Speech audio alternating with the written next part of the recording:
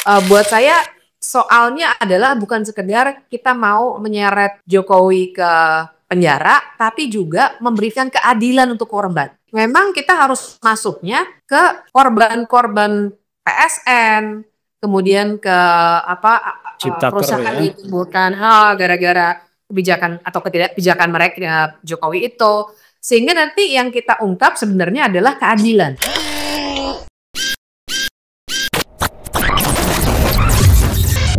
Halo sahabat integritas, jumpa lagi di kanal Satu Visi Utama program Buka Kartu. Suara dari publik untuk menuntut supaya Jokowi diadili merebak di berbagai daerah.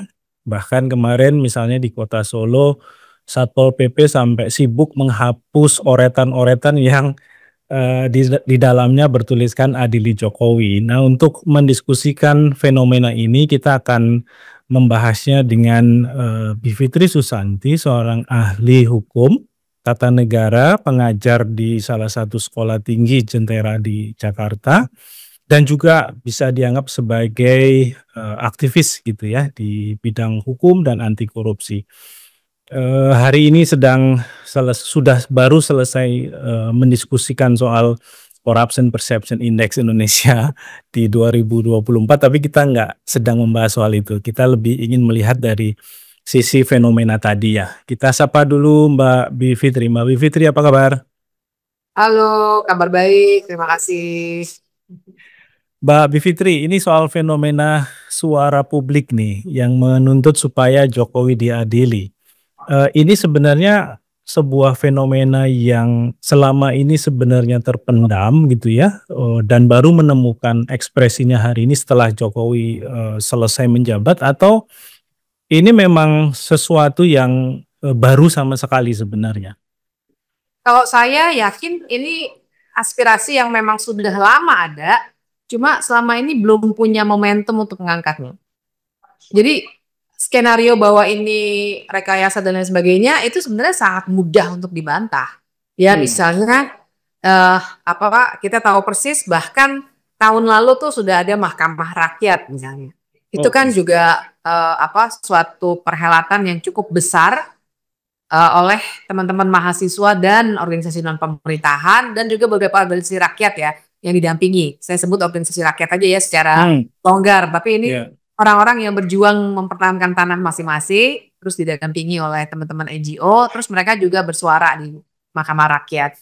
Jadi sebenarnya ini isu lama, dan jangan lupa juga tahun lalu ini sekitar bulan-bulan ini nih Februari, jangan lupa kita punya pemilu, dan waktu itu dari akhir 2023 pun sebenarnya kan kekecewaannya luar biasa besar. Bahkan orang-orang yang dulunya mendukung Jokowi, gara-gara kemudian ada manuver masuknya Gibran, langsung berbalik semua. Jadi sebenarnya kemarahannya itu sudah cukup lama, dan tapi dengan situasi kemarin sebelum Jokowi diganti sama sekali tertutup ya. Jangan lupa kita juga ada fenomena shrinking civic space, jadi ada ketakutan juga.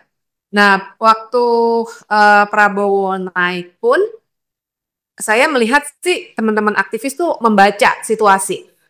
Apakah ini sudah saat yang tepat untuk mengemukakan itu lagi atau tidak nih? Karena kita tahu anaknya Jokowi kan sekarang sama Prabowo wakil presiden. Jadi situasi itu harus dibaca hati-hati juga, sehingga akhirnya baru keluar yang lebih agak bawah tanah sebenarnya ya, dengan cerita-cerita itu baru sekarang ini. Tapi ini udah lama sebenarnya aspirasinya.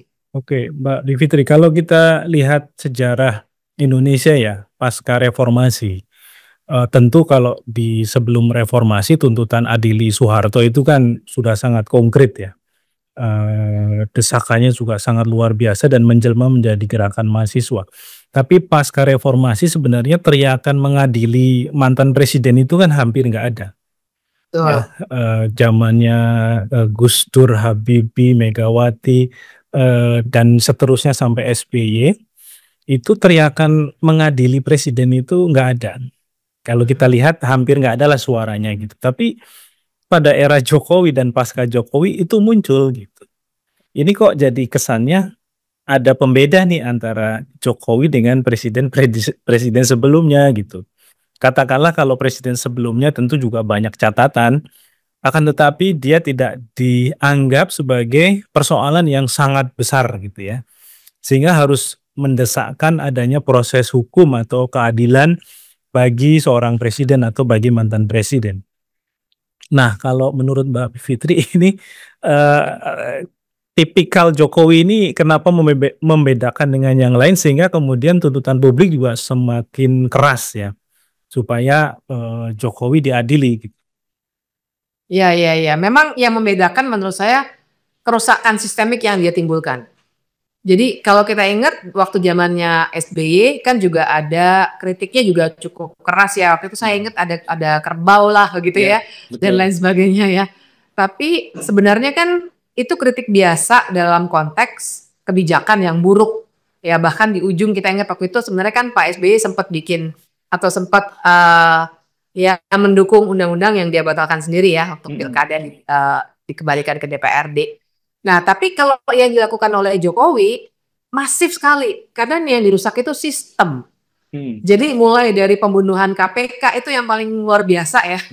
KPK dibunuh secara sukses itu kan zamannya Jokowi itu. Satu dengan undang-undang, tapi yang kedua bahkan dirusak dari dalam dengan dipilihnya komisioner yang terbukti sekarang memang merusak dari dalam gitu. Makin terbukti. Nah, jadi publik itu bisa merasakan yang terjadi sekarang itu kemunduran demokrasi. Jadi bukan sekedar kritik kebijakan. Kritik kebijakan juga sekarang kan banyak nih yang saya maksud kritik kebijakan tuh misalnya PPN 12% itu kan kritik kebijakan. Besar juga sih skalanya ya, tapi itu kritik kebijakan. Tapi Jokowi itu bahkan lebih dari kritik kebijakan karena dia merusaknya secara institusional. Bukan hanya KPK ya, tapi jangan lupa misalnya proyek strategis nasional. Emak proyek strategis nasionalnya itu juga temuannya atau kreasinya pemerintahan Jokowi. Sampai sekarang kerusakannya masih terasa dan masih dilanjutkan. Cipta Kerja itu efeknya juga luar biasa besar terhadap ekonomi Indonesia, terhadap tenaga kerja dan lain sebagainya. Belum lagi kerusakan lingkungan. Jadi skala kerusakannya itu lebih besar baik dari segi fisik maupun dari aspek institusional. Makanya akhirnya kita jadi regresi demokrasi, bukan sekedar stagnan lagi. Kalau dulu kan analisisnya, wah kita demokrasinya stagnan nih gitu. Sekarang udah mundur karena lembaga-lembaga demokrasinya sudah dirusak, bahkan sampai ini ya koalisi besar ini kan merusak demokrasi. Dan ini dilahirkannya dan disebabkannya oleh Jokowi. Itu yang juga bikin saya kira sekarang ini perlawanannya juga begitu kuat. Oke, Mbak Bivitri, ini mungkin poin terakhir ya. Adili Jokowi itu kan diterjemahkan sebagai upaya membuat apa yang dilakukannya itu bisa diteliti,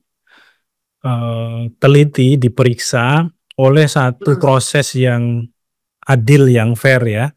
Yang itu memang menggunakan pendekatan tentu adalah sarana penegakan hukum gitu. Nah, dari sekian banyak kebijakan yang sudah dibuat oleh Jokowi, kira-kira apakah memang dari sisi penegakan hukum dia sudah sampai pada titik layak nih untuk dicek oleh penegak hukum, oleh penegakan hukum, karena mungkin ada implikasi yang serius bukan hanya di isu korupsi gitu ya, tapi juga soal pelanggaran hak asasi manusia. Kalau kita lihat di misalnya proyek PSN 2 PIK 2 misalnya, di sana kan jelas sekali bagaimana rakyat akhirnya harus tersingkir ya secara paksa dari lingkungannya, dari sumber kehidupannya sehari-hari karena digusur oleh ambisi dan stempel PSN gitu ya. Dan itu yang kemudian yang kemudian menikmati cuannya sangat besar ya pengusaha gitu ya yang punya stempel itu. Belum lagi soal kerusakan lingkungan dan mungkin juga ada berbagai proses policy kebijakan yang juga sangat melanggar dari sudut pandang prosedural maupun substansialnya gitu ya.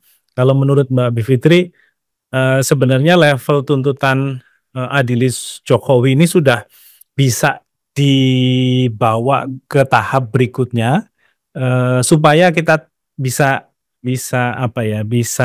secara adil juga melihat oh memang ini sudah sepatutnya masalah-masalah seperti ini diperiksa oleh satu institusi yang memang bekerja untuk menegakkan ketentuan atau aturan itu gitu. Gimana Mbak Bivitri melihatnya? Iya, menurut saya sudah sangat bisa. Kita memang sih harus pertama-tama melacaknya dari situasi sistemik yang kita sekarang punya.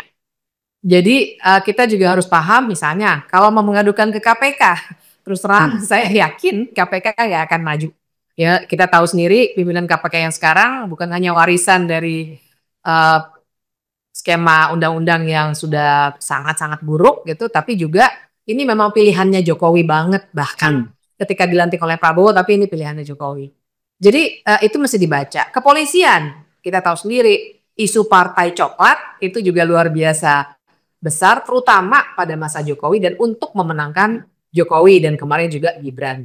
Jadi saya bukan ngajak pesimis, tapi saya juga ingin mengajak kita melihatnya secara lebih realistis bahwa memang kita harus mengkerangkakan aspek hukum ini secara lebih serius. Dulu kita sudah sempat ada soal ijazah Jokowi lah segala macam, itu penting, tapi buat saya soalnya adalah bukan sekedar kita mau menyeret Jokowi ke penjara, tapi juga memberikan keadilan untuk korban.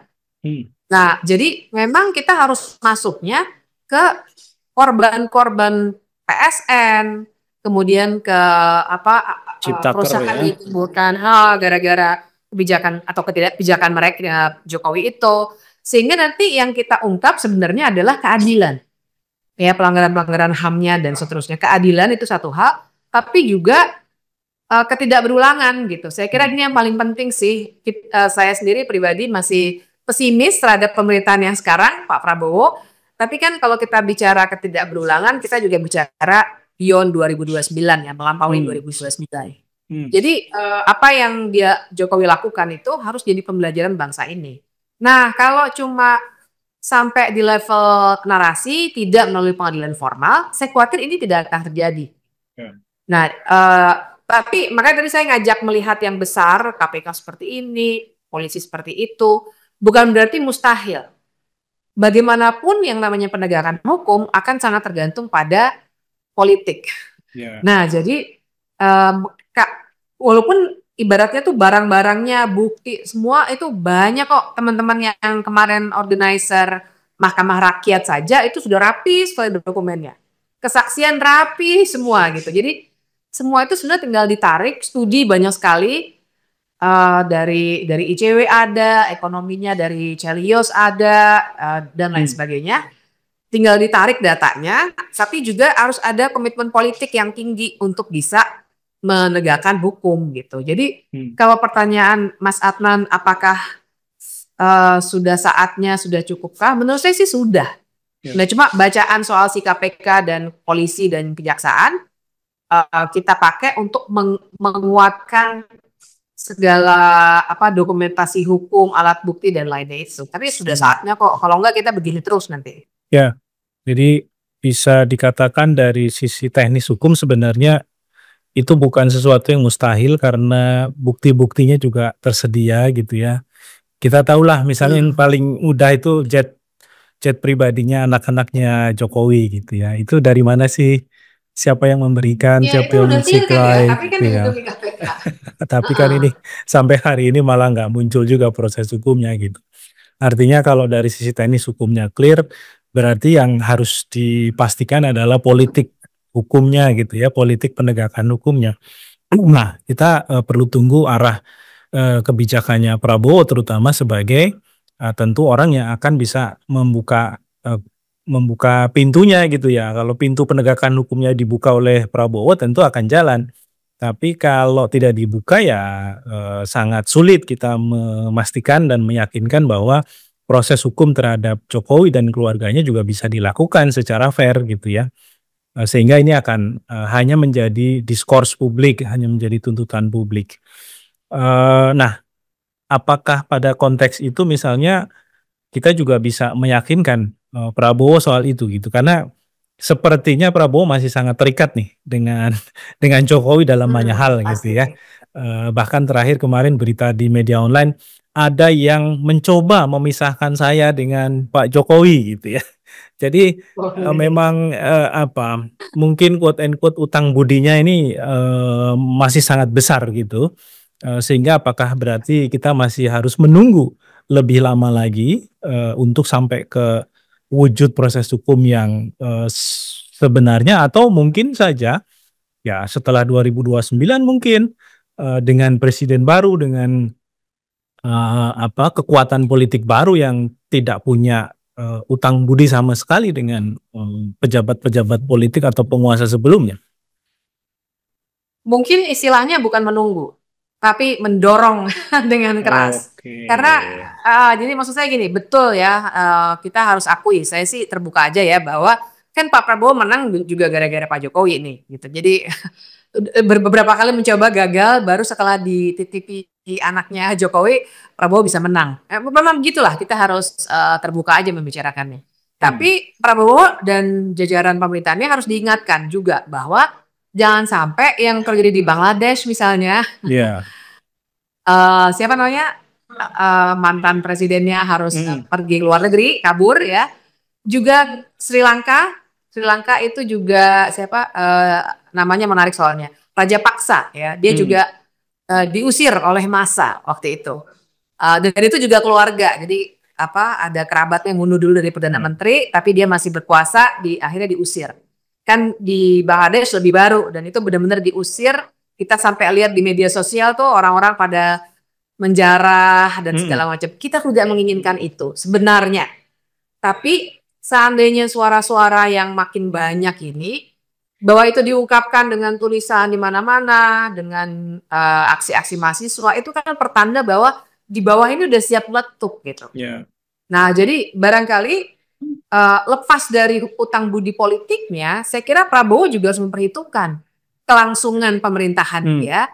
Dan yang saya dengar, Prabowo kan juga peduli untuk citranya bahwa dia akan dikenang sebagai pemimpin bangsa ini gitu pada suatu saat ini.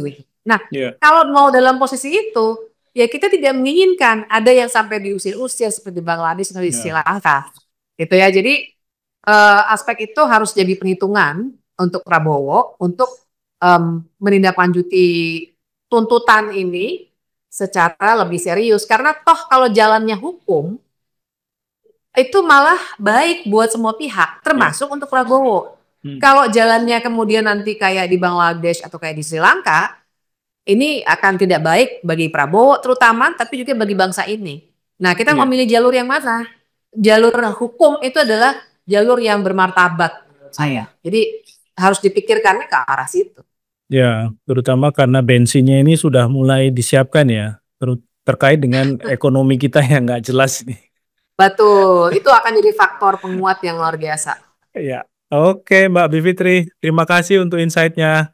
Di tengah-tengah kesibukan membahas CPI, kita masih bisa berdiskusi dengan Mbak Bivitri. Demikian sahabat integritas, diskusi kita dengan Mbak Bivitri, semoga bermanfaat. Kita ketemu lagi di lain waktu, sampai jumpa.